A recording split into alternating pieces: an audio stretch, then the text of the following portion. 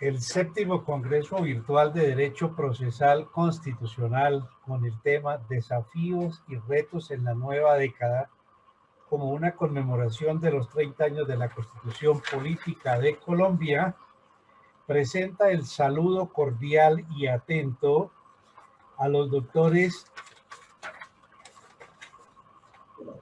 Rafael Ostó de la Fompianeta, de Colombia, Osvaldo Alfredo Gozaini, de Argentina, y a la doctora Alba Vir Marcos, de República Dominicana, igualmente a la doctora Beatriz Luna de Aliaga, miembro del Centro Colombiano de Derecho Procesal Constitucional y la encargada de la moderación del octavo panel, el segundo de la tarde del día jueves. El tema para este panel, la mora judicial y el Estado social de derecho. La congestión judicial es un fenómeno que lamentablemente se encuentra muy presente al interior del sistema normativo latinoamericano. Esta circunstancia de retraso del aparato judicial frente a las decisiones de fondo que se deben de tomar de cara a los procesados judiciales atenta en contra de los derechos fundamentales protegidos por las diferentes constituciones. La hoja de vida de cada uno de los conferenciantes está colgada en la página del Centro Colombiano de Derecho Procesal Constitucional en la parte relacionada con el séptimo Congreso. Sin embargo, me permito hacer una síntesis de la hoja de vida de cada uno de ellos para que el auditorio renueve los méritos que tienen para estar en este evento. El doctor Osvaldo Alfredo Gozaini, de Argentina, es doctorado por la Universidad de Buenos Aires, es postdoctor de la misma universidad con tesis calificada como sobresaliente, tiene escrito casi un centenar de libros donde destaca el Tratado de Derecho Procesal Civil. Dirige en esta facultad la carrera de especialización de Derecho Procesal. Es tratadista. La doctora Alba Vir Marcos, de República Dominicana, es egresada de la carrera de Derecho, magíster en Procedimiento Civil, posgrado en Derecho Procesal Civil. Actualmente es magistrada del Tribunal Constitucional de República Dominicana. El doctor Rafael Ostó de la Fompianeta es abogado egresado de la Universidad Externado de Colombia, doctor en Derecho con calificación sobresaliente cum laude, miembro honorario del Centro Colombiano de Derecho Procesal Constitucional y miembro de la Academia de Historia de Cartagena de Indias. Fue consejero de Estado y expresidente del Consejo de Estado de Colombia. Y la doctora Beatriz Luna de Aliaga es abogada de la Universidad del Rosario y magíster en Derecho Constitucional de la Universidad de La Sabana, socia de Luna y Aliaga Abogados Asociados y miembro del Centro Colombiano de Derecho Procesal Constitucional. Sean ustedes, mis apreciados conferenciantes, bienvenidos a este panel número 8, el segundo de la tarde del jueves. Y doctora Beatriz, el auditorio y el panel queda bajo su responsabilidad.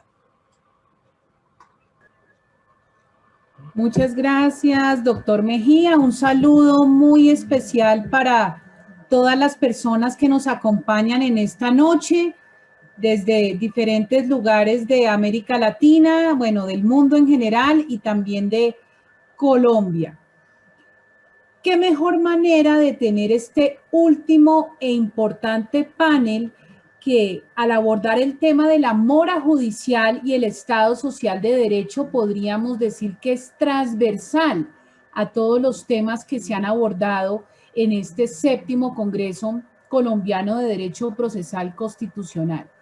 Es transversal porque nosotros debemos reconocer que una justicia oportuna que permita lograr que todas las personas, niños, niñas, adolescentes, hombres y mujeres, cuenten con la protección efectiva de sus garantías y de sus derechos, pues tiene una clara relación con el bienestar. Y el bienestar no solo individual, sino familiar, comunitario y en general colectivo.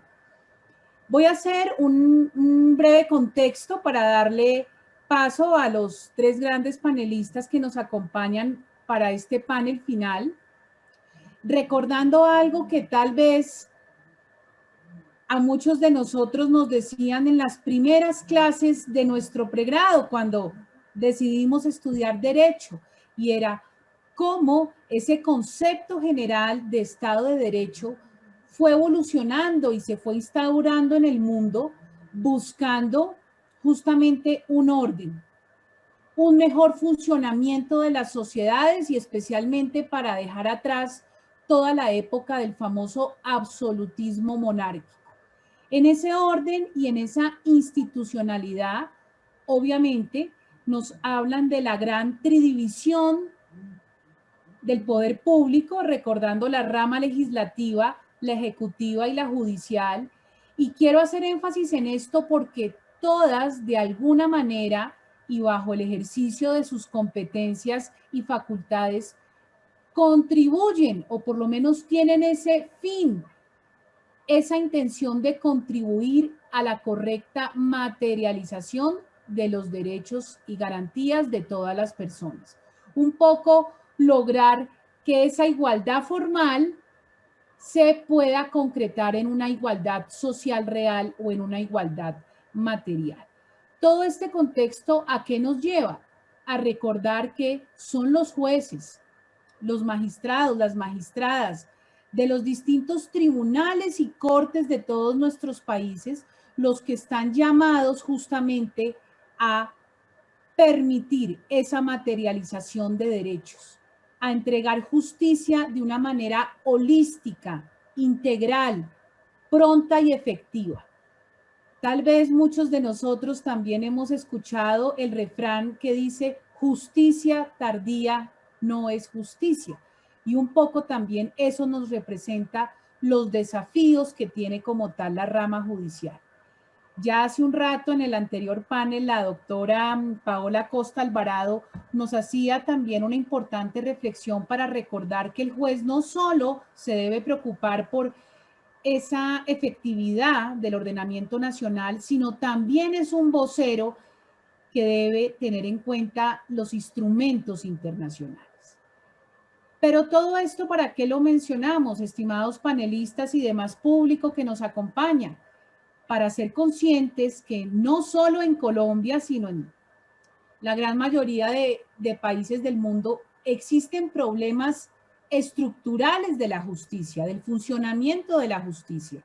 Entre ellos es conocido la alta carga laboral de muchos de los funcionarios y funcionarias que trabajan, además de algunos problemas operativos y de traslados justamente de estos funcionarios, temas presupuestales que nunca faltan. Sabemos también uno de los grandes temas que vamos a tratar ahora con los panelistas, de la congestión judicial, hechos delicados de posibles situaciones de impunidad, de corrupción, que las vemos lamentablemente en nuestros países, en las noticias, pero todo este contexto se agudizó, si se quiere, se recrudeció, se pudo diversificar y ampliar más con el tema de la pandemia del COVID-19. Más o menos llevamos cerca de un año y un poco más, aunque los primeros casos se reportaron en China en el 2019, y todo este tema del COVID ha ocasionado, del nuevo coronavirus, que justamente los sistemas se hayan visto rápidamente abocados, por así decirlo, a concluir o a un aceleramiento, una aceleración de los llamados que se venían haciendo a la modernización de la justicia, a la digitalización de la justicia. Y un poco, por ejemplo, para el caso de Colombia, tenemos ya, o veníamos con ciertas discusiones, análisis y espacios sobre el tema de, por ejemplo, la inteligencia artificial. cómo la inteligencia artificial ya está contribuyendo, por ejemplo, para el caso de la Corte Constitucional, a la selección y revisión de tutelas.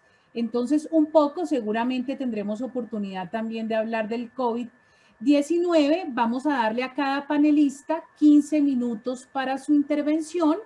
Vamos a empezar con la doctora Alba, quien nos acompaña desde República Dominicana, continuando con el doctor Gossaini desde Argentina y teniendo como último panelista el doctor Rafael Ostió de la FON Pianeta. Entonces, bienvenidos y esperamos que el espacio sea muy enriquecedor, y a los participantes les pedimos el favor de ir enviando cualquier comentario o pregunta por el chat, porque al final pues podré leerlos y unificarlos en un diálogo respetuoso y diverso. Entonces, bienvenidos y comenzamos con la doctora Alba, por favor.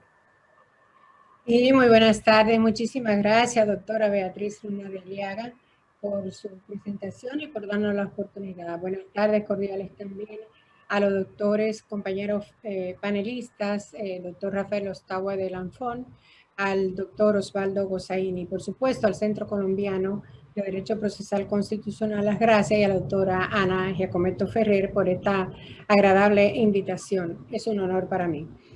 Debo decir que al inicio, cuando se nos tramitó la invitación, se nos había comentado que teníamos 20 minutos para hacer nuestra presentación en este panel. Sin embargo, en este momento escucho que son 15 minutos. Así que por esa razón posiblemente no pueda desarrollar con lo que había planificado en base a 20 minutos.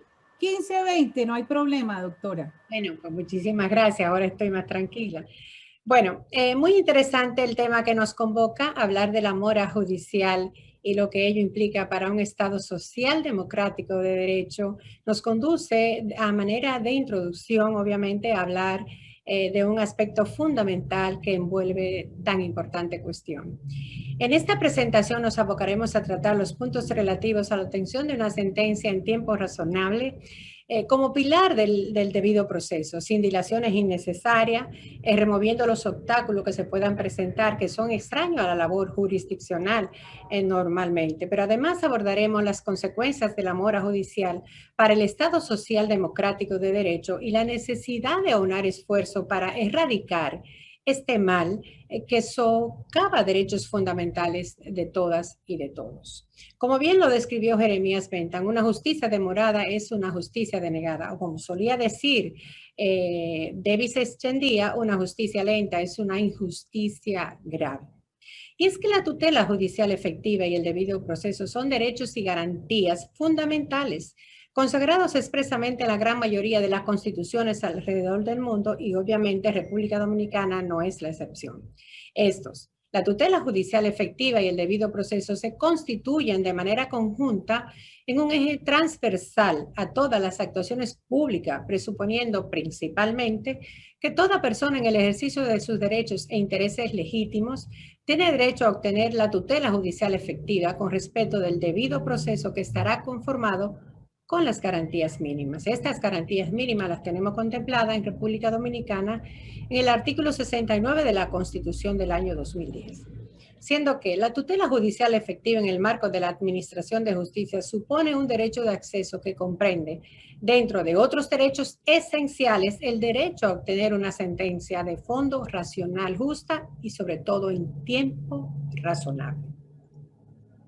Como sabemos, históricamente la génesis del debido proceso se encuentra sus raíces en el derecho inglés y en el derecho anglosajón, específicamente en la llamada Carta Magna de Juan Sin Tierra del año 1215, y también en la Constitución de los Estados Unidos de 1787, específicamente la Quinta Enmienda, que establece, cito, nadie puede ser obligado a declarar contra sí mismo ni ser privado de su vida, de su libertad y de sus bienes sin el debido proceso legal. Para el máximo intérprete de la Carta Magna Dominicana, el Tribunal Constitucional de la República, la cláusula del debido proceso constituye una voluntaria autolimitación institucional adoptada por el Estado para someter sus decisiones a un marco jurídico de conformidad con ciertas reglas mínimas. Estas consideraciones las emitió este tribunal en la TC 0427 del año 2015. Para la Corte Interamericana de Derechos Humanos, cuya doctrina jurisprudencial se encuentra recogida en un cuadernillo sobre el debido proceso, las garantías judiciales y jurisdiccionales no se limitan a los recursos judiciales en el sentido estricto, sino el conjunto de requisitos que deben observarse en las instancias procesales a efecto de que las personas puedan defenderse adecuadamente ante cualquier tipo de acto emanado del Estado. Y es que puntualmente subraya la Corte, al concretizar en qué consiste este derecho, que el mismo se refiere a que en cualquier sede por parte de cualquier órgano del Estado que ejerza funciones de carácter materialmente jurisdiccional, tiene la obligación de adoptar resoluciones apegadas a las garantías del debido proceso. Ilustrativas también resultan las definiciones que han dado intérpretes constitucionales del derecho comparado, como por ejemplo la Corte Constitucional de Colombia en su sentencia C-341-14, que ha definido el derecho al debido proceso como el conjunto de garantías previstas en el ordenamiento jurídico a través de las cuales se busca la protección del individuo incurso en una actuación judicial o administrativa para que durante su trámite se respeten sus derechos y se logre la aplicación correcta de la justicia. Coincidiendo con todo lo anterior, el Tribunal Constitucional de la República Dominicana, al caracterizar este derecho, ha afirmado, mediante la sentencia TC 0486-16, que el mismo refiere y propugna por el cumplimiento de una serie de garantías que permita a las partes envueltas en un litigio sentir que se encuentran en un proceso en el que las reglas del juego son transparentes y que les permiten defenderse en igualdad de condiciones y en el marco de un régimen jurídico predeterminado. Dicho lo anterior, es preciso establecer el eslabón que une el concepto de mora judicial con el debido proceso y la tutela judicial efectiva.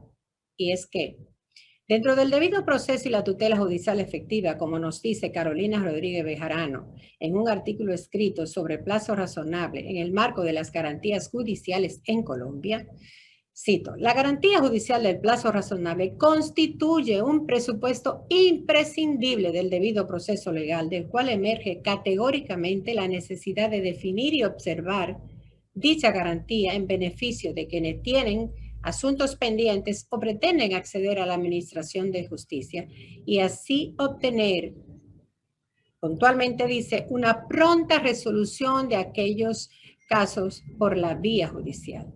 De manera que el retardo en la administración de justicia, fallo no oportuno o mora judicial, como suele denominarse, en principio implicará una vulneración al derecho a la tutela judicial efectiva, visto que la persona se ve afectada doblemente.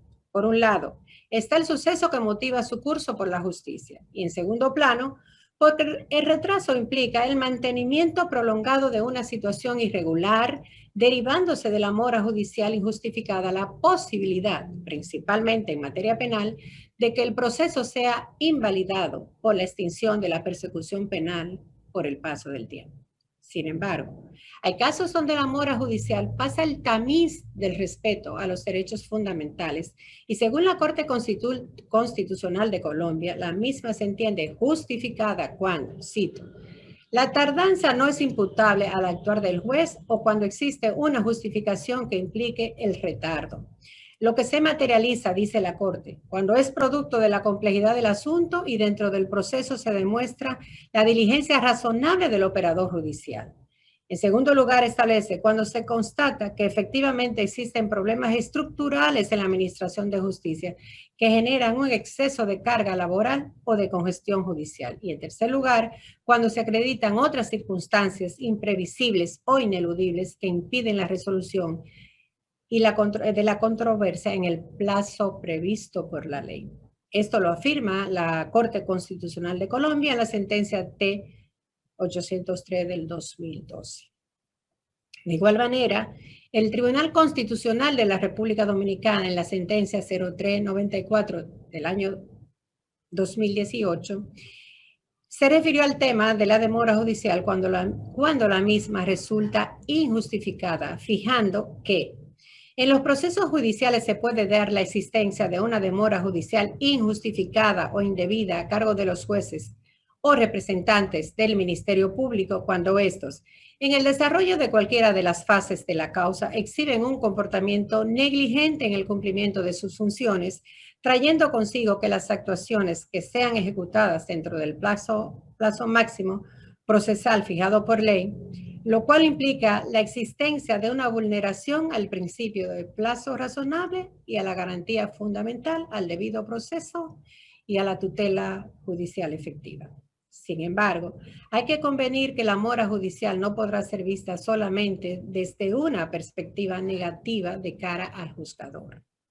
Pues existe una mora judicial justificada derivada del curso ordinario de los trabajos y relacionada a aspectos que escapan a la celeridad o no del juez. De ahí que la mora como problemática en cuanto al excesivo tiempo para el fallo de un proceso deberá tener una connotación de injustificada para que pueda incluso configurarse algún tipo de acción en responsabilidad.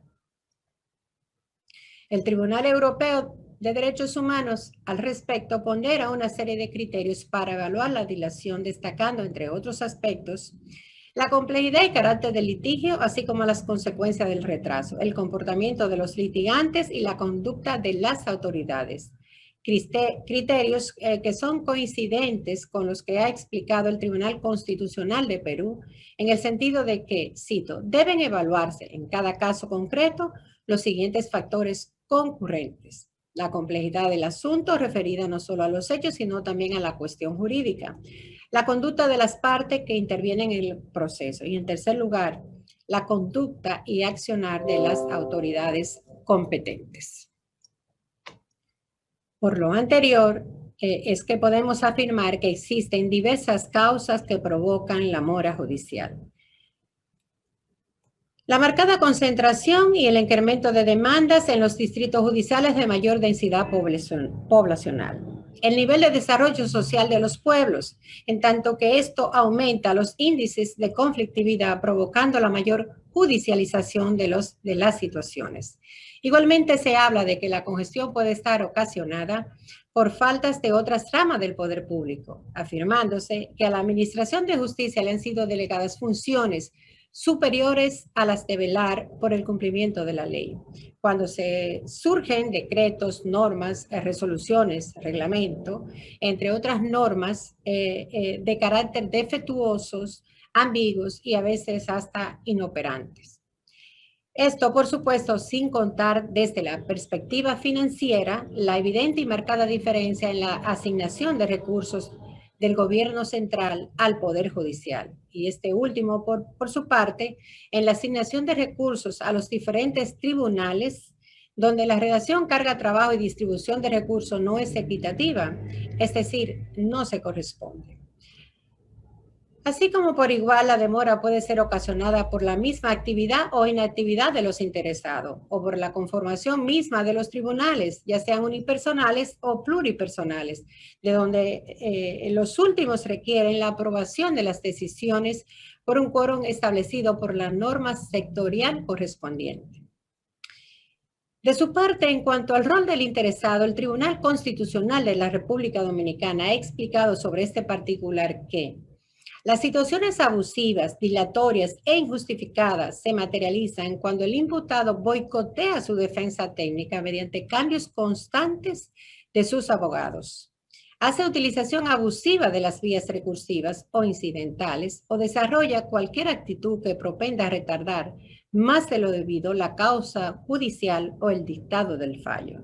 Y es que para el Tribunal Constitucional de la República Dominicana, conforme a la máxima, nadie puede aprovecharse de su propio dolo, una parte que dilata el proceso abusa de las prerrogativas que el ordenamiento prevé y no puede beneficiarse de su propia actitud desleal. Así las cosas, se precisa establecer cuál es la relación de la mora judicial con el Estado social democrático de derecho, que es la cuestión central que nos ocupa. Bueno,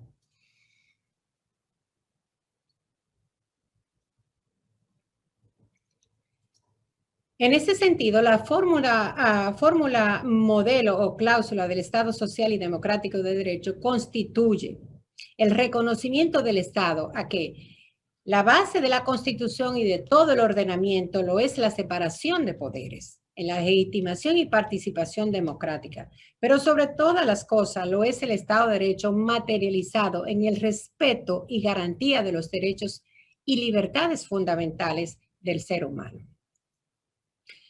Pues los derechos fundamentales son el núcleo del ordenamiento jurídico y su protección implica necesariamente una serie de garantías que deben ser propiciadas por el Estado y de debida observancia para todos los poderes públicos y los particulares en sus relaciones entre sí.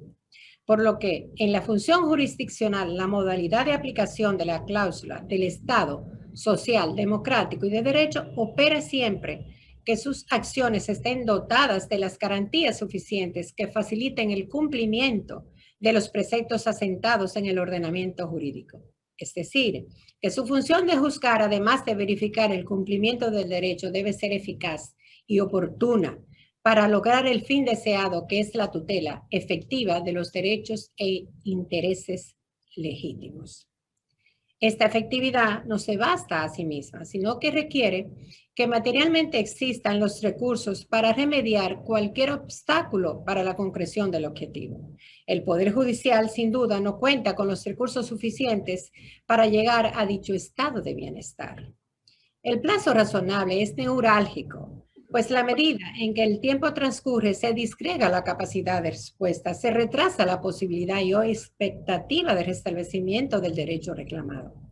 La teoría y la práctica del acceso a la justicia quedan oscurecidas cuando entra en la escena la máxima: justicia retrasada es justicia denegada. Luis Marioni, en su obra Derecho Fundamental a la tutela jurisdiccional efectiva, publicado en Lima, Perú, sostiene que la efectividad de la tutela jurisdiccional radica en que debe ser oportuna y en algunos casos tener la posibilidad de ser preventiva. Por su parte, Eduardo Trujillo Ariza, en un escrito sobre el plazo razonable, análisis interpretativo del criterio usado por la Corte Interamericana de Derechos Humanos en el caso Valle Jaramillo versus Colombia, plantea: el retraso indebido en la decisión de un proceso judicial o en la presentación de un detenido ante la autoridad judicial, bajo estos preceptos, consecuencialmente determinará el incumplimiento del derecho humano a la protección judicial. En este momento entiendo incluso que vale recordar lo aseverado por el famoso jurista y profesor Luigi Ferrajoli: el derecho vale lo que valen sus garantías. Es por todo lo anterior que podemos afirmar que la mora judicial incide directamente en el sistema de garantías que promueve el Estado Social Democrático de Derecho, entendiendo que la no respuesta en tiempo oportuno implicará la conculcación constante de derecho, la continuidad de las ambigüedades en norma defectuosa y la inseguridad de la ciudadanía respecto de los poderes públicos y las interacciones particulares. Más aún, la inactividad o retardo por igual quiebra otros principios consagrados, como lo son el principio de celeridad, el principio de igualdad, de facilitación y la seguridad jurídica. Por tales razones y en correspondencia con las causales de mora precedentemente mencionadas, nos permitimos presentar recomendaciones para paliar esta problemática generalizada que deberán ser analizadas de manera específica por cada ordenamiento jurídico de los países de la región. Entendemos necesario una reforma integral de la normativa procesal a fin de que se imponga la obligación del depósito completo de pruebas a la hora de encauzar un proceso. Ponderar la reanudación de la vía administrativa o graciosa previa o antes de la vía jurisdiccional contenciosa. Implementar sistemas sumarios en aquellos casos donde el derecho envuelto lo permita. Se hace cada vez más necesaria la simplificación de procedimiento, potencializando la oralidad y la inmediación. crear mayores mecanismos de mediación o resolución alterna de conflictos de carácter gratuito, aumentar el personal de los tribunales de mayor congestión, así como la creación de salas o tribunales liquidadores en las zonas de mayor conflictividad. Y por último, y quizás el punto de mayor hincapié de este estudio, es la necesidad de un mayor presupuesto para los poderes judiciales de la región y el cumplimiento por parte de los gobiernos de los montos asignados por ley, que en primer orden lo dote de plena autonomía como garantía de independencia y que le permita realizar una reforma estructural completa en cuanto a la cantidad de tribunales, la relación de carga de trabajo, la aplicación de presupuesto a las diferentes instancias, profesionalización del personal e implementación de recursos tecnológicos de última generación para la dinamización de los trabajos. La eficiencia de la administración de justicia es un pilar del Estado Social Democrático de Derecho, pues es allí donde se reivindican los derechos, se interpreta la norma y se fiscaliza el poder público. Ignorar su preponderancia en la necesidad de atacar la mora judicial representa un riesgo tan alto como perder el derecho mismo. A grandes rasgos, en Latinoamérica son compartidos los motivos y causas de la mora judicial justificada. Por un lado, la escasa asignación presupuestaria, los obstáculos técnicos, económicos, temporales por el acceso a la justicia, en ocasión la propia estructura del Poder Judicial y la consecuente acumulación de trabajo, y los propios problemas jurisdiccionales que provoca la labor legislativa y la normativa del Estado. Sin embargo, lo innegable es que corresponde a los estados, pero principalmente a la voluntad política de los órganos de gobierno, dar respuesta mancomunada a esta problemática, abordando de forma sistemática todos los indicados elementos que hemos manifestado. La respuesta no podrá venir de forma unilateral por parte de los juzgadores y órganos del gobierno del Poder Judicial. Tampoco podrá ser abordada desde una perspectiva legal o política pública, sino que requiere indefectiblemente una respuesta armónica, democrática y participativa que finalmente permita que el debido proceso y la tutela judicial efectiva se conviertan en un palpable y plausible realidad, que garantice la concreción del Estado democrático y de derecho diseñado en las constituciones contemporáneas y especialmente la Constitución de la República Dominicana, ya que finalmente todas procuran la felicidad del ser humano, como ha sostenido el magistrado Milton Ray Guevara, presidente del Tribunal Constitucional de la República Dominicana. Muchísimas gracias. Buenas tardes. Muchas gracias, doctora Alba, por compartirnos esa experiencia desde República Dominicana y también pues haciendo referencias de derecho comparado con Perú, Colombia y otros países. Muy interesante esa, podríamos decir, conexión de conceptos entre la administración de justicia, el plazo razonable, el debido proceso, la misma tutela judicial efectiva, la mora y el deseo que se tiene siempre de obtener un fallo justo. Muy importante también, y quiero destacar esas reflexiones que hacía la doctora Alba en parte de su ponencia sobre el tema de algunas técnicas dilatorias e injustificadas que usualmente algunos abogados y abogadas quieren usar, no para argumentar como debe ser en los procesos, presentar pruebas, debatir en un sano análisis, sino justamente para obstaculizar la verdad, la justicia y por lo tanto aportar, pero no a la solución, sino a la congestión. Entonces, a continuación vamos a conocer otras perspectivas desde Argentina al doctor Gossaini. Gracias por acompañarnos. Bienvenido y tendrá también su tiempo de intervención, 15 minutos y si es necesario, pues hasta 20. Muchas gracias. Bueno, muchas gracias Colombia, muchas gracias Nacho por esta bienvenida, Anita. Pasan los años y uno se siente siempre presente en Colombia. Pasan los años y uno siente la lozanía cuando nos conocimos con los 20 y pico, casi llegando a los 30, y han pasado muchos años, pero Colombia ha sido siempre para mí un lugar donde he tenido felicidades plenas, quizás una de las más importantes de mi vida en Cartagena. ¿Cómo olvidarla, ese tiempo y tan hermoso que siempre se le he pasado allí? Se me había hecho costumbre la posibilidad de estar todos los años en marzo o abril en este caso, cuando se hacía el Congreso Colombiano de Derecho Procesal Constitucional del Centro. Y bueno, pues ahora me llaman para un tema que, como dijeron recién, podría ser tangencial. Pero la verdad es que utilizando el tiempo útil para no hacer mi exposición dentro de un plazo razonable, yo advierto que tengo 42 años de profesión, 40 años más o menos en la universidad.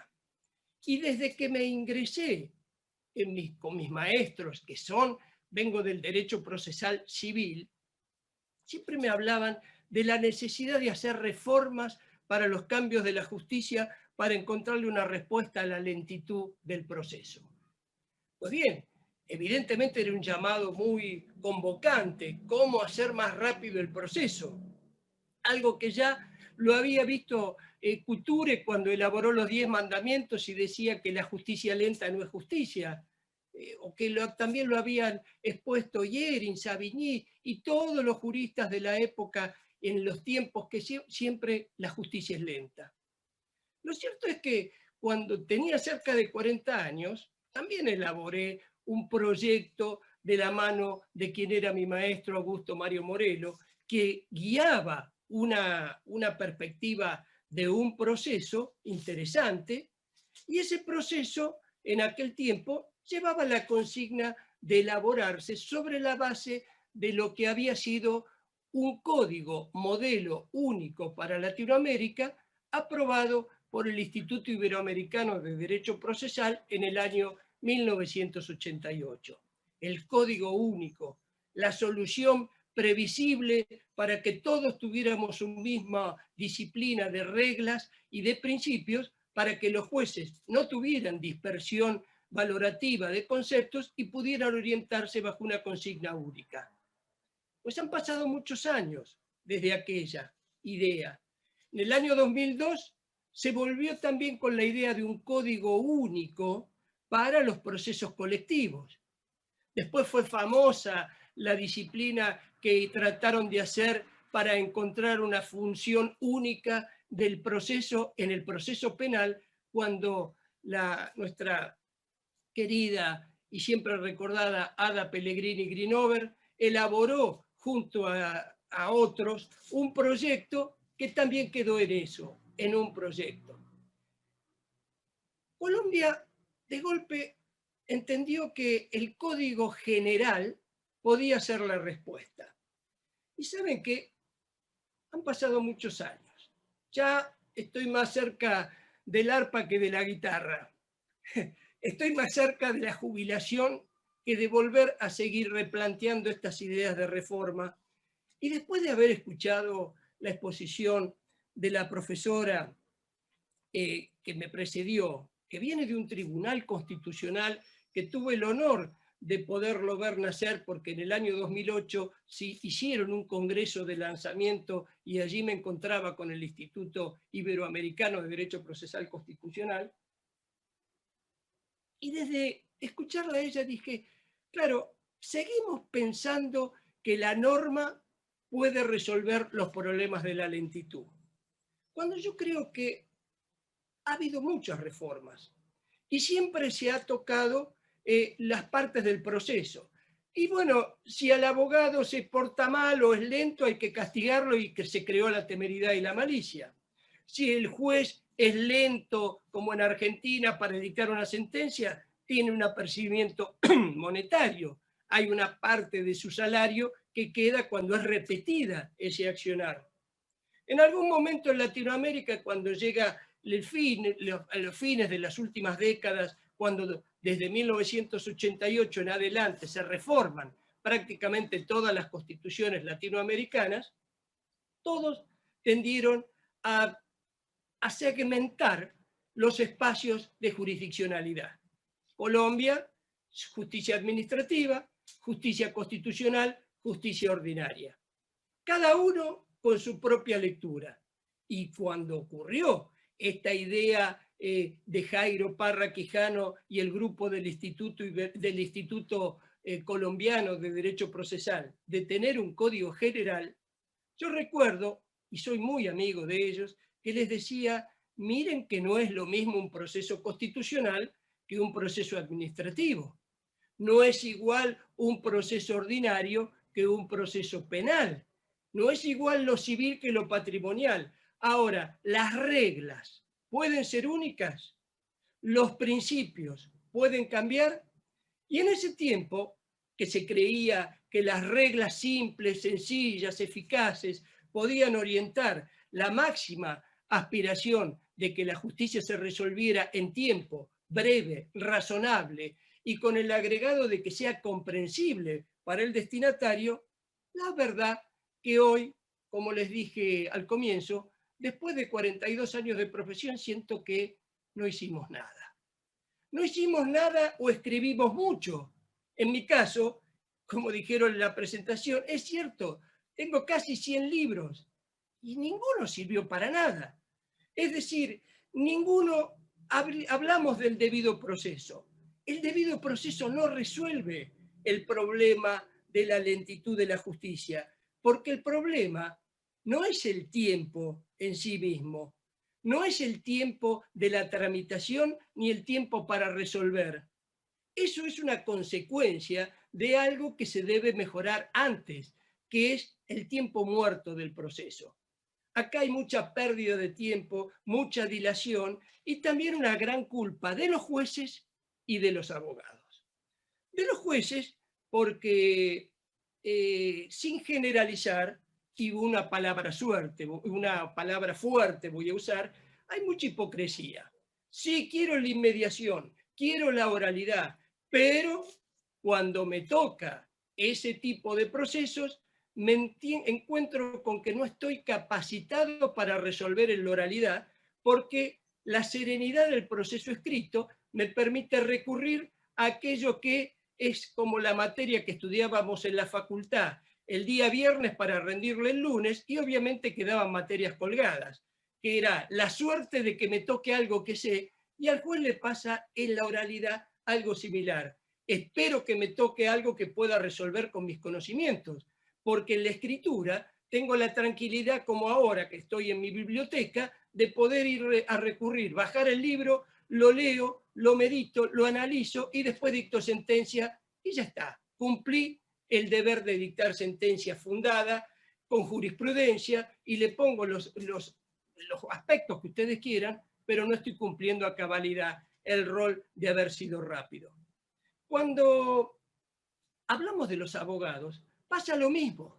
El abogado con su técnica, lo único que hace es tratar de llevarle el problema al juez. Redacta la demanda y ahí le tira el problema al juez. Mire, resuélvalo. Y cuando ocurren esas cosas, el problema está, o por lo menos la crisis asienta, en que en ese espacio para dictar sentencia, para comenzar el proceso, para abrir la etapa probatoria, para resolver excepciones, para alegar, hasta que se llega al dictado de la sentencia, ha pasado mucho tiempo. Mucho tiempo que hace días, por no decirle horas, estábamos con Eduardo Ferrer MacGregor diciendo en un curso de actualización en procesal constitucional que doy en Argentina, y el tema de él era justamente justiciabilidad de los derechos económicos, sociales y culturales en el marco del control de convencionalidad. A lo cual se planteaba el problema latinoamericano de sostener que la apertura de cabeza de Eduardo Ferrer a través de su interpretación del 26 ha permitido a las justicias locales entrar a considerar aspectos como el derecho a la salud o el derecho a la educación. Pero en otros lugares dicen, no, el derecho a la educación sí está contemplado en el pacto, pero el 26 no puede entrar en el derecho a la salud porque ese es un derecho no justiciable porque le corresponde al PIDES, al Pacto Internacional de Derechos Económicos, Sociales y Culturales. Todo esto, entonces, cuando uno lo trata de resumir, y yo lo voy a tratar de hacer, advierte que seguimos con la idea de que las reglas y los principios pueden resolver estas cosas. ¿Puede resolver los problemas de competencia? ¿Puede un proceso estar demorado buscando un juez? ¿Puede resolverse si el juez puede atraer al proceso a terceros no convocados por las partes? ¿Vamos a seguir deteniéndonos en estas minucias? Muchas veces he planteado, miren el nuevo escenario que le ha traído a los jueces la Convención Internacional de los Derechos del Niño, la Convención de la Defensa de la Mujer, la Convención contra los ahora llamados vulnerables, donde prácticamente, como decía también en este mismo curso Sergio García Ramírez, ya quedan pocos lugares para encontrar donde no hay alguien vulnerable. Son todos vulnerables, con lo cual viene la justicia de protección. ¿Y esa justicia de protección qué significa? ¿Perder la imparcialidad? ¿Significa que el juez debe hacer lo que no hacen las partes? Bueno, ahí llegan los principios. No, bilateralidad y contradicción. Pero miremos el ejemplo colombiano. En un proceso constitucional tramitado ante la Corte Constitucional, la bilateralidad, la contradicción es subsidiaria, ocasional, porque el problema ahí es interpretar exactamente cuál es el conflicto con los derechos humanos y cuál es la verdadera interpretación que se debe dar. Por eso, cuando se hablan de reglas, cuando se hablan de principios, yo hablaría de algo más simple. ¿Por qué no hablamos en el lenguaje de la gente? ¿Por qué no nos deformalizamos al proceso y dejamos de utilizar esas etapas reñidas con la rapidez como son el tiempo para demandar, el tiempo para contestar, el tiempo para las excepciones? Cuando se decidió la Ley de Enjuiciamiento Civil española a cambiar la fisonomía de la solemnidad y a trabajar directamente con la inmediación, los procesos que duraban 7 a 8 años, hoy duran 7 a 8 meses. 7 a 8 meses con sentencia ejecutoriada. Y nosotros, ahora, por ejemplo, en Argentina, hemos dicho, sentencia definitiva es aquella que dicta la revisión del caso en la Corte Interamericana. No han comprendido cuál es el funcionamiento del sistema interamericano. En pocas palabras, ¿por qué seguimos pensando en principios que fueron pensados para un tiempo y hoy no son aplicables? Yo tengo mi discurso en contra de la presunción de inocencia.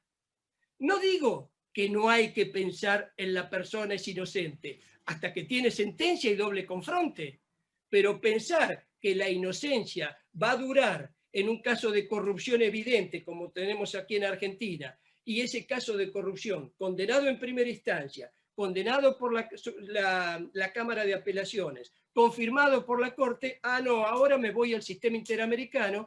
Y una de las cosas de estas charlas comunes que tenemos con estos amigos expresidentes de la Corte Interamericana es que la Corte está revisando juicios o casos de hace 20 años. El trámite en la comisión está muy lento y si bien la Corte tiene un promedio de 24 meses para resolver, hablo de la Corte Interamericana, cualquier tema, hoy mencionaron en la mesa anterior el caso Fontevecchia, y el caso Fontevecchia es de los años 90. Quiere decir que estamos resolviendo tardíamente. Por eso, si a mí me hablaran de cómo resolver, yo diría, primero, acordemos con todos los sectores. Hay mucho corporativismo. Los abogados que quieren su espacio, los jueces que tienen otro. Los jueces que pugnan para tener mayor presupuesto y cuando lo tienen no lo invierten adecuadamente porque tampoco ellos pueden hacer manejo del presupuesto. Tiene que haber un compromiso con el cumplimiento y la ejecución de estos estándares que va marcando la Corte Interamericana, pero que no todos son aplicables. En mi libro de debido proceso, estándares del debido proceso de la Corte Interamericana, yo digo, está bien el derecho a la verdad, busquemos la verdad, pero eliminemos la carga de la prueba, como lo quería Michele Tarufo antes de morir al escribir ese libro en contra de la carga de la prueba. ¿Queremos una justicia rápida, pronta y expedita? Eliminemos la caducidad de instancia o el impulso de las partes o el principio dispositivo. Lo que estamos es trabajando con un código del siglo XIX, tratamos de armar los derechos humanos del siglo XX y seguimos trabajando con la idea peregrina de que la digitalización nos va a resolver el problema. La inteligencia artificial podrá resolver una parte, pero no todos los problemas. Yo creo que Colombia tuvo una buena intención con el Código General del Proceso, pero la experiencia demostró que se equivocaron. ¿Han resuelto el plazo razonable? No. ¿Los problemas se siguen dando en la misma dimensión que los tenían con el código anterior? Sí. Entonces, ¿dónde estuvo el problema? ¿En los operadores? ¿En la justicia? No le podemos achacar a la gente que reclama, ni le podemos achacar a las grandes urbes que reclaman por sus derechos, porque lo que ellos quieren es simplemente ser oídos, tener posibilidad de tener una justicia pronta, rápida y expedita, y que ella pueda dictarse dentro de un plazo razonable. Quedo después abierto a las preguntas que me quieran hacer. Gracias. Muchas gracias, doctor Gozaine. Interesantes las reflexiones de todo este tema de propuestas de códigos y de reformas que siempre se han dado y se están dando en nuestros países.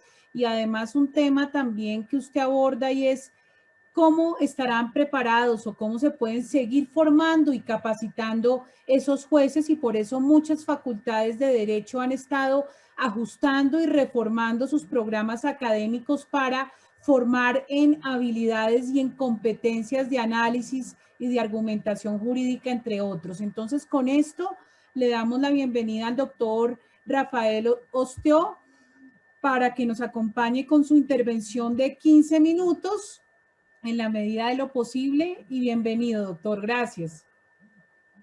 Muchas gracias, doctora Beatriz. Buenas tardes a todos. Ya en la conclusión de esta segunda jornada de este importante evento, trataré de ser muy sintético para respetar el tiempo concedido, pero sin perjuicio de ello, permítame expresarle a la doctora Anita, al doctor Ignacio y a todos los demás miembros del equipo directivo del centro mi reconocimiento por la generosa invitación a compartir con tan distinguidos colegas como los que nos han acompañado en el día de hoy, quienes han aportado y a su vez muy fundados criterios acerca del tema que nos ha convocado, la mora judicial y el Estado de Derecho.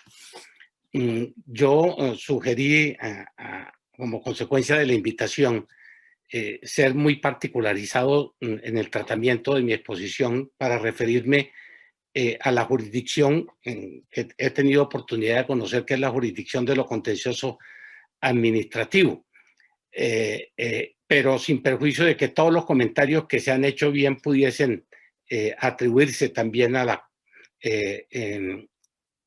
complejidad de la decisión judicial en esta jurisdicción, que también adolece de esa que yo llamo otra enfermedad pandémica, que es la mora judicial. Y paso a exponer mis comentarios en los siguientes términos. No cabe ninguna duda, y eso a través de mi experiencia profesional como juez, como servidor público y como abogado en ejercicio, además de la docencia, que la justicia impacta el fundamento del Estado democrático, del Estado social de derecho.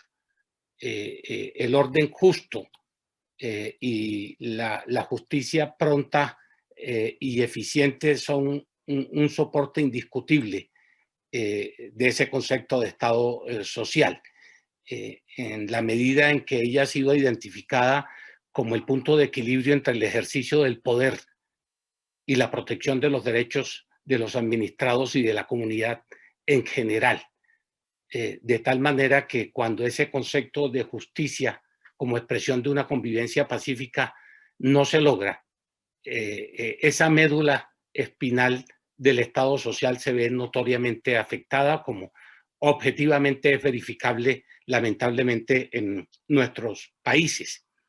Y particularmente ello, en mi sentir, se enfatiza y se hace mucho más visible en esta jurisdicción, al ser una jurisdicción especializada que tiene por objeto fundamental la preservación de la protección efectiva de los derechos de los ciudadanos y la observación del orden legal de las actuaciones de las autoridades públicas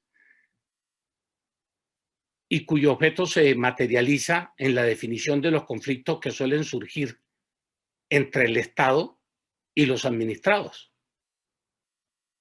De tal manera que cuando surgen estos fenómenos negativos como el que nos ocupa, en este caso la mora judicial, surge a su vez como una antinomia del concepto de la debida justicia. Y todo lo que se ha hablado aquí del debido proceso, pues obviamente encuentra asiento fundamental en esa expresión negativista de lo que es una verdadera administración de justicia para un país democrático. Se nos había pedido hablar de las causas, de los retos y desafíos en relación con la mora judicial y voy a tratar de contextualizarlo en los siguientes términos. En cuanto a las causas en la jurisdicción de lo contencioso administrativo, es evidente, de acuerdo con los estudios que hemos elaborado sobre el particular desde hace mucho tiempo atrás, que hay una incidencia determinante del tipo de aparato administrativo del Estado que nosotros tenemos. Una administración burocratizada, una administración soberbia, que trata al administrado no como un ser persona, sujeto de derechos, sino como un súbdito. Una administración además que se descontextualiza, no resolviendo en sede administrativa los asuntos que son sometidos a su consideración y que consecuentemente con ello produce un fenómeno de desplazamiento del ejercicio de su función en esa sede administrativa hacia lo judicial. Y eso trae como consecuencia indiscutible e inobjetable el crecimiento de la demanda de justicia administrativa, pero que en nuestro caso se ve notoriamente incrementada porque el ciudadano del común se ve apremiado ante la no definición de los asuntos que le conciernen y que lo afectan a la utilización de otros instrumentos que el ordenamiento jurídico coloca a su disposición, como es el caso de la tutela, por ejemplo, o el caso de las acciones populares. Los estudios, aún los recientes, denotan claramente cómo de los casi 7, 8 millones de tutelas que desde 1992 hasta hoy se han presentado, casi el 80% de ellas se conjugan entre la violación al derecho a la salud y la violación al derecho de petición. Es decir, la ineficiencia funcional del aparato administrativo del Estado. Y a esto hay que sumarle, como ya lo han expuesto mis distinguidos panelistas acompañantes en el día de hoy, la conducta omisiva del servidor judicial. Conducta omisiva que, como también lo ha reseñado la Honorable Corte Constitucional nuestra y el Consejo de Estado también de nuestro país en muchas oportunidades, hay que distinguirla entre aquellas causas justificadoras de la demora, del exceso en la toma de decisiones y aquellas situaciones en las cuales no existe razón justificada alguna, es decir, la negligencia del servidor judicial. Pero a todo ello yo le agregaría también una quinta consideración, que es la ausencia en el Estado colombiano de una clara política pública, en virtud de la cual el mismo Estado, antes de abordarse en un proceso instaurado por él o en su contra, pueda determinar con certeza y evaluar determinantemente las posibilidades de salir o no avante en el mismo.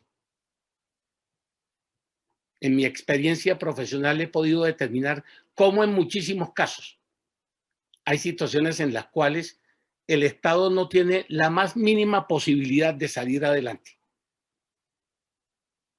y sin embargo aborda el trámite de un proceso.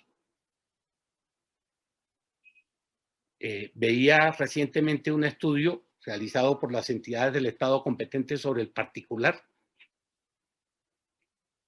como por ejemplo en la actualidad existen un poco más de 2.000 procesos en curso entre entidades públicas. En donde existe como controversia una suma de dinero impresionante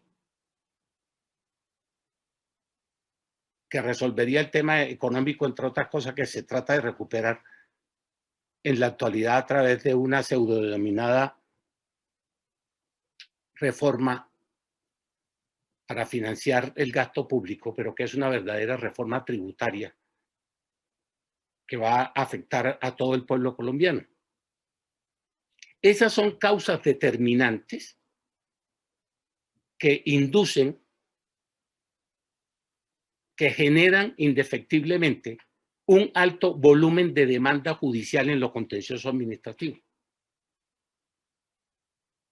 y que se configuran además con un gran impacto en la economía del país y con un gran impacto negativo en el cumplimiento de la misión que le corresponde al Estado en cuanto a la satisfacción de las necesidades más apremiantes de la comunidad.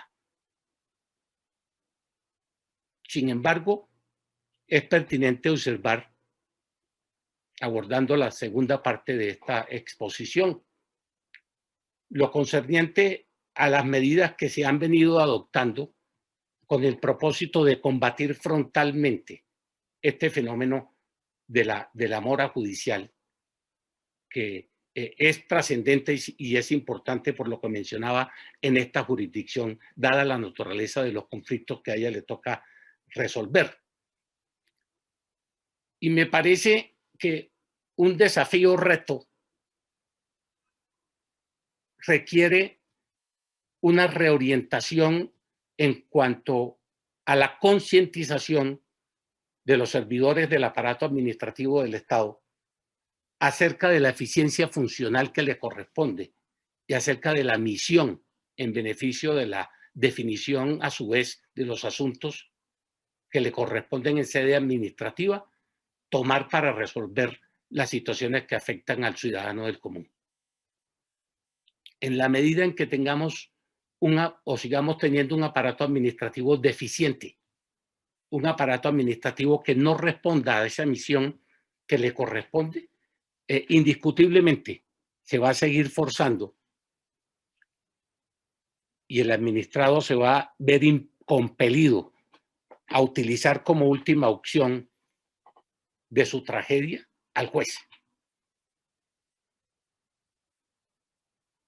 Y la oferta de demanda judicial va a seguir incrementándose notoriamente.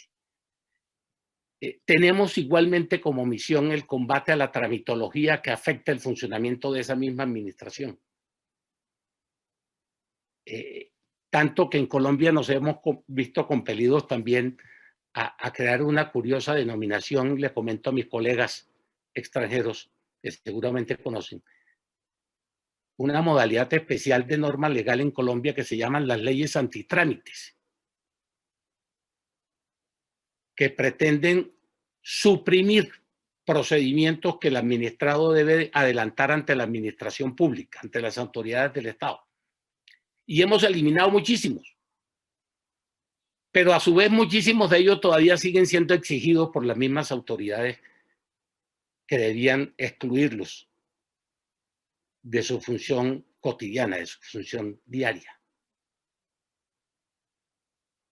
El rol de los entes de control también es imperioso y es necesario, porque muchas veces se ve una falencia omisiva en los mismos frente a ese dilatamiento del aparato administrativo en la toma de decisiones de los asuntos sometidos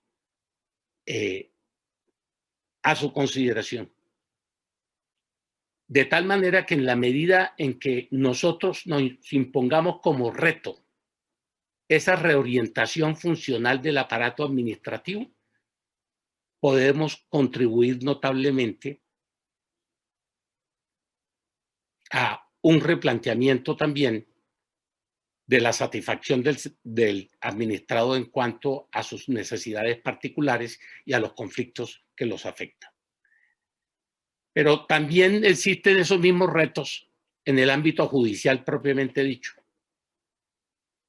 Y hemos creado mecanismos para poder propiciar una viabilidad en tal sentido.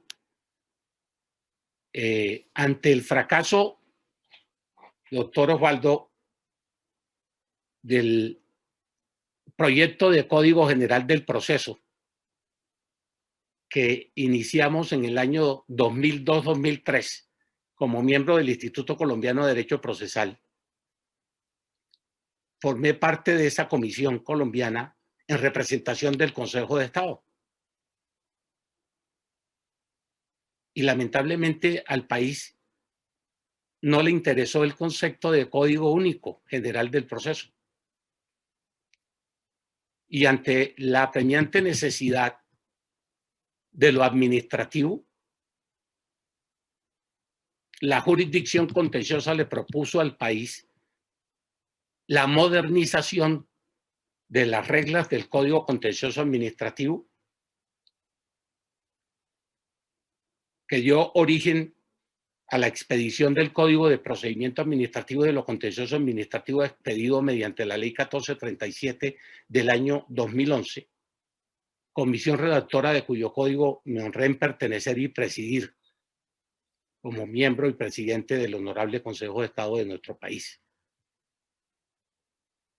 Y en donde concitamos toda esta serie de inquietudes con una mira frontal y como objetivo determinante de propiciarle al Estado colombiano un instrumento que permitiera en primer lugar forzar a la administración pública a resolver en sede administrativa los asuntos que le correspondiesen y al juez contencioso bajo la estructuración de unas reglas impulsivas con fundamento en el principio de la oralidad,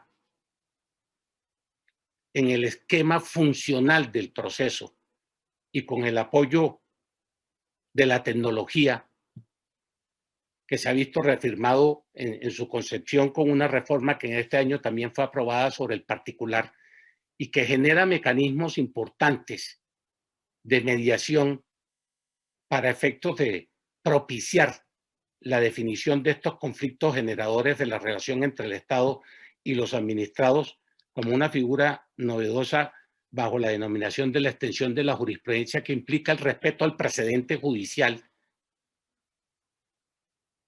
como regla de orientación en la definición de esos conceptos. Y finalmente, con la idea, para terminar con eso a manera de conclusión, de generar los espacios pertinentes para combatir todos estos fenómenos negativos que atentan contra la efectivización de los derechos de los administrados y para que por fin se haga menos tormentoso el poder obtener esa justicia tan anhelada, pronta y eficiente. En esos términos doy por concluido mis comentarios sobre el particular. Gracias, doctor Ostó. Bueno, ha causado gran interés este panel y seguramente permitirá seguir reflexionando sobre la importancia. Aquí tenemos varias preguntas, voy a intentar sintetizarlas para que el panelista que quiera las responda pues de la manera más concreta posible para pasar al cierre del Congreso. Hay varias preguntas que nos indican, ¿no?, cómo se relaciona esta mora judicial con los otros poderes del Estado. Nos preguntan si se puede hablar, por ejemplo, de una tutela legal efectiva, pero también de una tutela ejecutiva efectiva. Primera pregunta. La segunda, nos hablan un poco en este contexto de todo lo que ha implicado la pandemia, la congestión judicial, el tener, entre comillas, que atender virtualmente los casos y cómo, digamos, esto se puede atender por parte de los distintos estados y si realmente con ese precedente que se trae del tema del reto de la pandemia, la digitalización de expedientes y demás, la acción de tutela puede ser el medio judicial efectivo para que no continúe la mora judicial y no se garantice el debido proceso. Nos preguntan eso. Y en último lugar, tenemos una pregunta que nos indica, ¿será que el sistema jurídico colombiano no funciona con eficacia por la politización y burocratización del Poder Judicial y por los precarios salarios que hacen que los jueces se dejen sobornar por empresarios o grupos de poder? Entonces, también lo pueden responder desde la experiencia de los otros países, ¿no? Esa sería como la síntesis de todas las preguntas. ¿Quién quisiera iniciar? Yo sugiero muy respetuosamente que sigamos el mismo orden, por respeto también a nuestros invitados extranjeros. El mismo orden de intervención. Doctora Alba, ¿alguna pregunta, anotación? Sí, cómo no, muchísimas gracias, doctor. Bueno, debo decir que en el caso de República Dominicana y en torno a la primera pregunta de si la tutela judicial efectiva y el debido proceso alcanzaba otros poderes del Estado, debo decir que la Constitución de nuestro país en el artículo 69 específicamente establece las reglas mínimas que dan por establecido el cumplimiento de la tutela judicial efectiva y el debido proceso, y establece que esas reglas serán aplicables a todos los casos, a un administrativo en cualquier sede, de tal suerte que el debido proceso y la tutela judicial efectiva se cumple o se consagra en la República Dominicana para toda clase de proceso, incluso, voy más lejos, en República Dominicana aún para instituciones privadas, se le exige el cumplimiento del debido proceso interno de cara al servicio a los ciudadanos. De tal suerte que en República Dominicana eso no está en discusión. Es una norma constitucional que debe aplicar todas las instituciones públicas e incluso las privadas. Órganos constitucionales, los poderes clásicos del Estado, las instituciones privadas, incluso se le exige el cumplimiento del debido proceso y una tutela judicial efectiva, porque como nosotros aquí tenemos un sistema de garantías que establece incluso el amparo para la conculcación de derechos fundamentales de particulares contra particulares, no solamente del Estado, contra particulares, pues entonces pudiera el ciudadano común, pues también pedir una tutela, como lo llaman ustedes en Colombia, en contra o contra cualquier institución privada que haya vulnerado en su contra, en desprovecho de su derecho, la tutela judicial o el debido proceso propiamente dicho. En cuanto a esa parte. En cuanto a la parte que tiene que ver con esta cuestión de la pandemia que ha surgido en este último año y 3 o 4 meses, en República Dominicana, si bien es cierto, hubo un momento que hubo que cerrar algunas puertas para que de manera presencial no se permitía el acceso de personas precisamente por el riesgo que se estaba corriendo. No menos cierto es que los jueces de mi país aprovecharon esa circunstancia para encerrarse en sus respectivos despachos y promover el fallo de muchísimos expedientes que estaban esperando por decisiones debido a que no estaban celebrando audiencia en esos primeros meses, y si la celebraban eran aquellas cuestiones urgentes que debían conocerse, y aprovecharon el tiempo de la pandemia, como así llamamos en República Dominicana, para ponerse un poco al día con esa mora judicial que tanto dolor de cabeza ha concitado en la población y que tanto las personas se quejan por esa situación que realmente lacera lo que es el Estado social y democrático de derecho, porque las personas tienen derecho a su vez de conocer cuál es la decisión que toma un tribunal respecto a sus reclamos en justicia en un tiempo oportuno. ¿sí? Y no esperar que se desgaste en el tiempo y en ocasiones hasta perder el interés por el tiempo que transcurre en la decisión final. Así que en esas dos partes nosotros hemos ido caminando. Por un lado, la reforma constitucional del año 2010 nos ha dotado de una constitución, bueno, con humildad lo digo, muy actualizada, con como norma aplicable, transversal a todas las materias, y una constitución extremadamente garantista que nosotros tratamos como país de cumplir, todos los ciudadanos y las instituciones del Estado, los órganos administrativos o que administran justicia, mejor dicho, pues se preocupan también por tomar decisiones apegadas a los preceptos constitucionales. Y en la otra parte que le comenté, pues la pandemia nos ha servido para ponernos un poco al día en cuanto a la mora se refiere. Muchas gracias. Bueno, doctora Alba, muchas gracias. El doctor Gozaini quiere hacer algún comentario, por favor. Muy breve. Los estándares que la Corte Interamericana va dando para el debido proceso son discutibles en toda su magnitud, salvo en dos: el derecho al recurso y el plazo razonable. En esos es aplicable para todos y conforme varias disposiciones, pero que se unificaron en el caso Hellman, la Corte Interamericana ha dicho que el plazo razonable es para todo funcionario. Quiere decir que abarca no solo el procedimiento judicial, sino el administrativo, el fiscal y de todo tipo.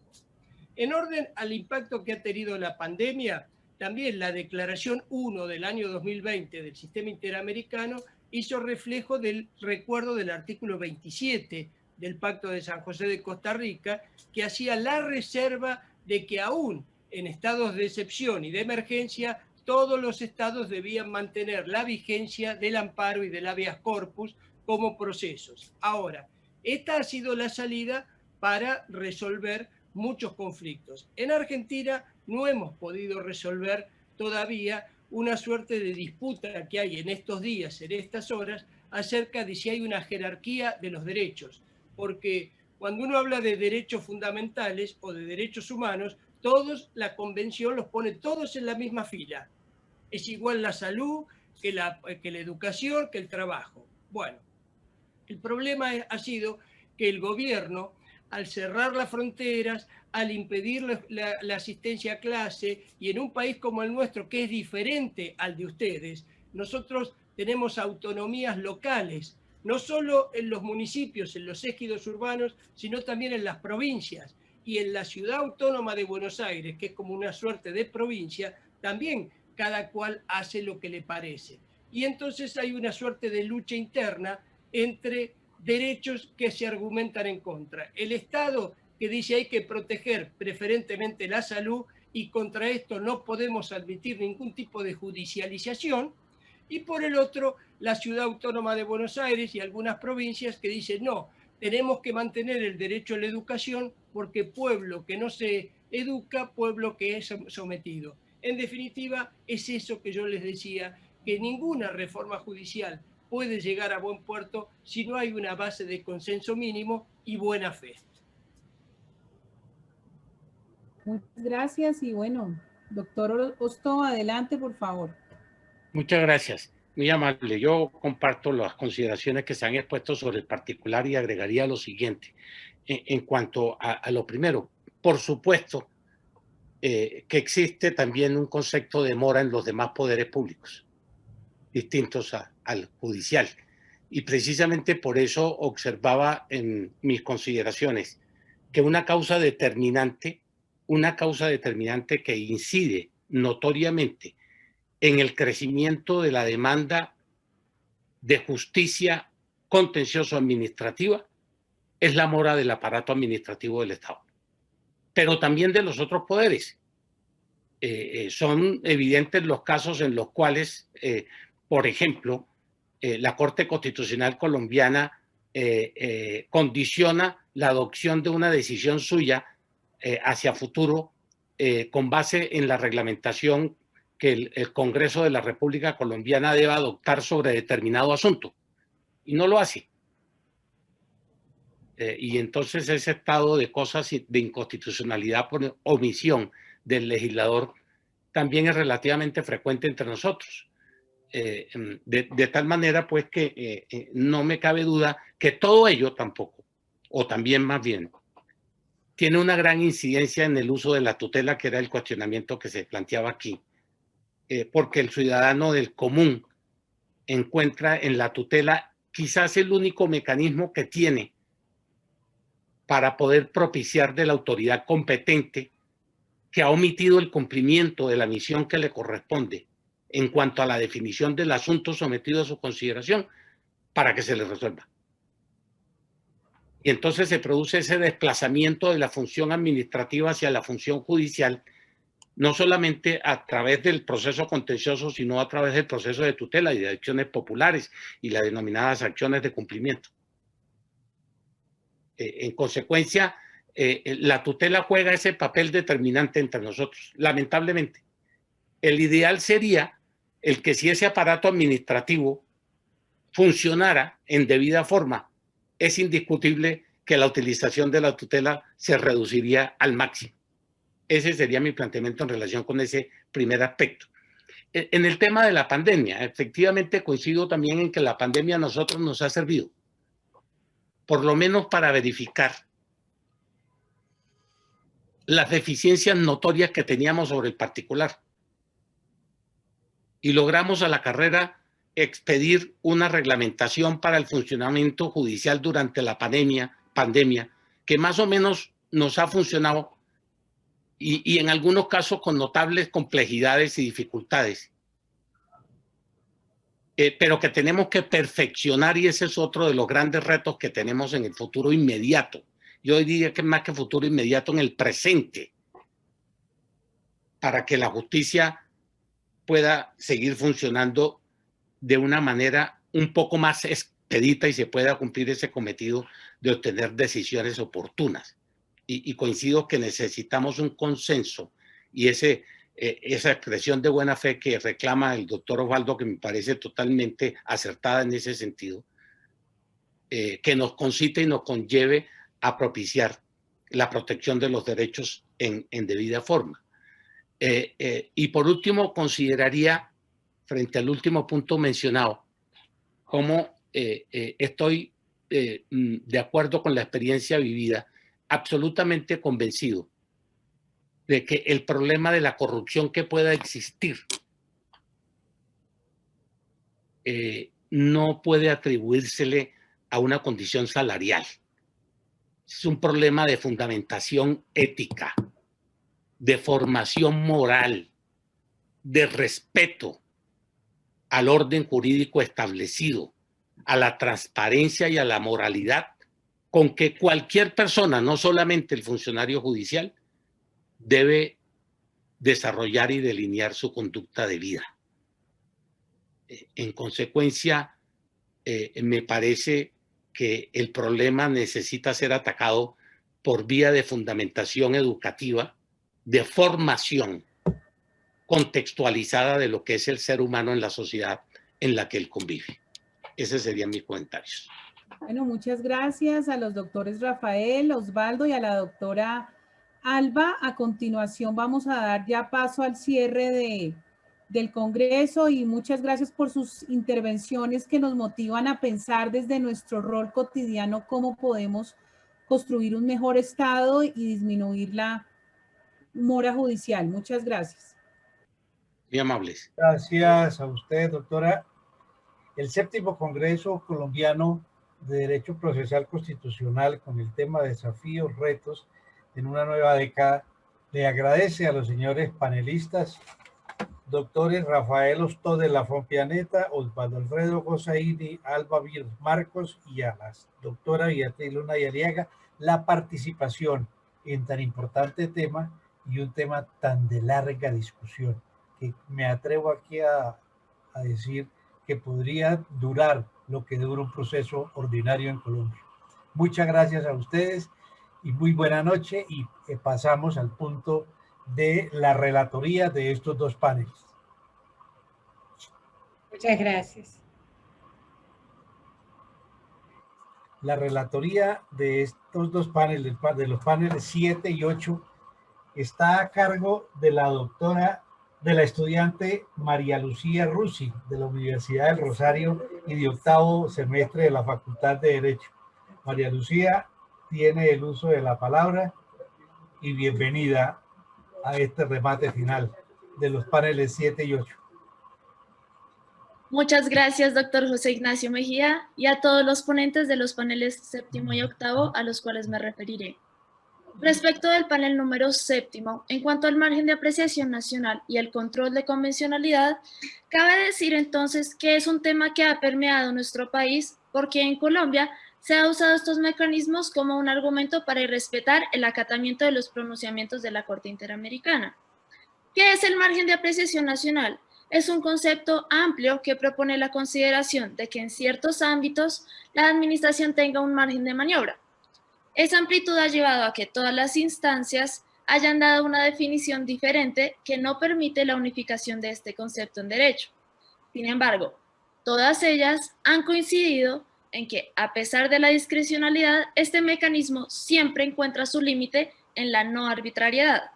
A pesar de la concepción equivocada que se tiene frente a estas figuras, se puede superar ese error si se entiende que estos son mecanismos de acoplamiento que responden a la amalgama fluida que existe entre el derecho internacional y el derecho interno, la cual implica que se desdibujen las fronteras entre ambos ordenamientos jurídicos sin que se unifiquen y sin que se entienda su interacción en términos jerárquicos, lo cual trae múltiples retos, como reconcebir la lógica tradicional del derecho, entender la nueva lógica de interacción jerárquica que existe en el derecho internacional y apropiarnos de la mutación que surge el principio de legalidad.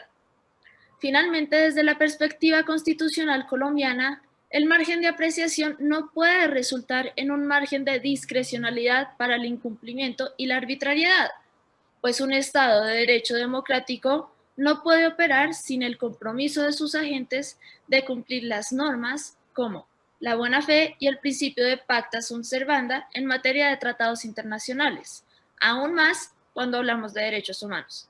Por esta razón, el margen no es absoluto y debe fundarse en el principio de cumplimiento de los tratados, en la preservación de los derechos que pretenden proteger, en el cumplimiento de las normas constitucionales y finalmente con el propósito de darle un efecto útil a los instrumentos internacionales cuando hablamos de derechos humanos. Respecto del panel octavo, en relación a la mora judicial, para entender este fenómeno es importante tener claridad del significado y alcance del Estado social de derecho, en el cual la justicia surge como una garantía protectora de derechos y garantías fundamentales, como lo son la tutela judicial efectiva y el debido proceso. En el núcleo de estos dos encontramos la garantía judicial del plazo razonable, constituyendo un presupuesto imprescindible que se traduce en la necesidad de definir y observar esa garantía en beneficio de los justiciables, quienes acuden al Estado como autoridad competente para obtener una pronta resolución de sus conflictos por la vía judicial sin la necesidad de acudir a la justicia de propia mano. En ese sentido, cuando dicha afectación es producto de la relación entre el Estado y los administrados, teniendo en cuenta que el Estado, desde el punto de vista democrático, está para proteger y no causar daño a la comunidad, se justifica la existencia de una justicia especializada, como lo es la jurisdicción de lo contencioso administrativo. Por esa razón, cuando los postulados de oportunidad y eficiencia no se cumplen, en cualquier jurisdicción, particularmente la contenciosa, se configura la mora judicial, que puede ser entendida en dos sentidos, como el notorio e injustificado incumplimiento de los términos por parte del juez por una conducta negligente o por el incumplimiento de los términos por causas ajenas a la voluntad del servidor judicial, dando pie a este último para que la mora judicial pase por encima de los derechos fundamentales, pudiendo ser justificada, como lo concibe la Corte Constitucional, cuando la tardanza se dé ya sea por la complejidad del asunto, la congestión judicial, o cuando se acrediten circunstancias imprevisibles que impidan la resolución del conflicto en el plazo previsto. Lo anterior impone una serie de retos y desafíos para superar el flagelo moratorio que va más allá de la creación o concepción de derechos. Los derechos ya están, pero lastimosamente están en el papel y se quedan ahí. Por esa razón, extiendo la crítica y reflexión que nos presentó el ilustre doctor Rosaini y la convierto en una invitación para decirles que no oigamos lo que queremos escuchar, no solo veamos lo que queremos ver y no hagamos lo que queremos hacer solo para justificar la constante vulneración de derechos en nuestro país, sino que seamos capaces de abrirnos, reconocer y aceptar la realidad para dar una respuesta real y efectiva a esta problemática en lugar de escudarnos en justificaciones que no tienen razón de ser. No puedo acabar sin darle un especial agradecimiento a la doctora Ana Giacometti Ferrer y al Centro Colombiano de Derecho Procesal Constitucional por darme la oportunidad de acompañarlos hoy en este evento. Muchísimas gracias. Señorita María Lucía, gracias por la relatoría de los paneles 7 y 8, claridad y conceptualización precisa sobre los temas expuestos por parte de los panelistas.